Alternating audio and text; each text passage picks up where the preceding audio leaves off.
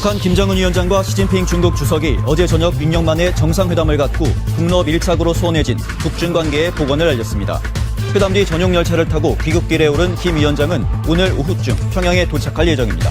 트럼프 미국 대통령이 서방 동맹국들을 향해 러시아산 원유 구입 중단과 중국에 대한 경제 압박을 촉구했습니다.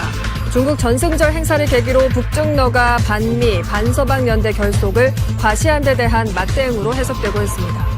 윤석열 전 대통령이 지난 3월 1차 구속 당시 오후 6시까지인 접견 허용 시간을 넘겨 다음날 새벽 5시까지 1박 2일간 변호인들과 특혜성 접견을 이어간 사실이 드러났습니다. 법무부는 이 같은 특혜가 두세 차례 더 있었던 것으로 보고 추가 감찰에 착수했습니다. 포르투갈 리스본의 관광 명물인 푸니쿨라 전차의 탈선 사고로 16명이 숨졌는데 이 가운데는 한국인 2명도 포함된 것으로 전해졌습니다. 리스본 소방당국은 전차의 케이블이 풀려나가면서 통제력을 잃고 건물과 충돌한 걸로 보고 있습니다. 김정은 북한 국무위원장과 시진핑 중국 국가주석이 어제 저녁 정상회담을 열고 양국의 우호 증진을 약속했습니다. 회담을 마친 뒤 전용 열차로 귀국길에 오른 김 위원장은 오늘 오후 평양에 도착할 걸로 보입니다. 김건희 여사 오빠 장모 집에서 발견한 이우환 화백의 그림을 구매한 사람이 김상민 전 부장검사라는 진술과 증거를 특검팀이 확보했습니다. 특검팀은 김 여사 측이 그림을 받은 대가로 공천이나 공직 임명 과정에 영향력을 행사한 건 아닌지 의심하고 있습니다.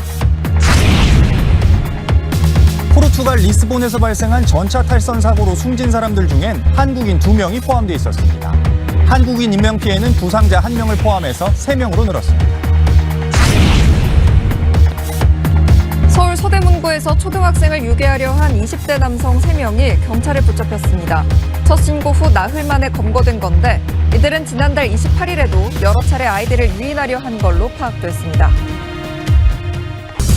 김정은 국무위원장과 시진핑 주석이 6년 만에 정상회담을 열고 협력 강화 방안을 논의했습니다. 귀국길에 오른 김 위원장은 오늘 오후 평양에 도착합니다. 포르투갈 리스본 전차 탈선으로 숨진 16명 가운데 한국인 2명이 포함됐습니다. 한국인 부상자 1명은 생명에 지장이 없는 걸로 전해졌습니다.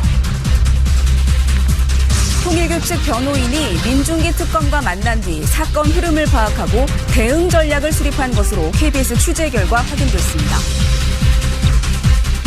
김건희 여사 인척집에서 발견된 이우환 화백 그림을 김상민 전 검사가 구입해 건넨 사실이 드러났습니다. 특검은 매관 매직 의혹에 대해 수사하고 있습니다.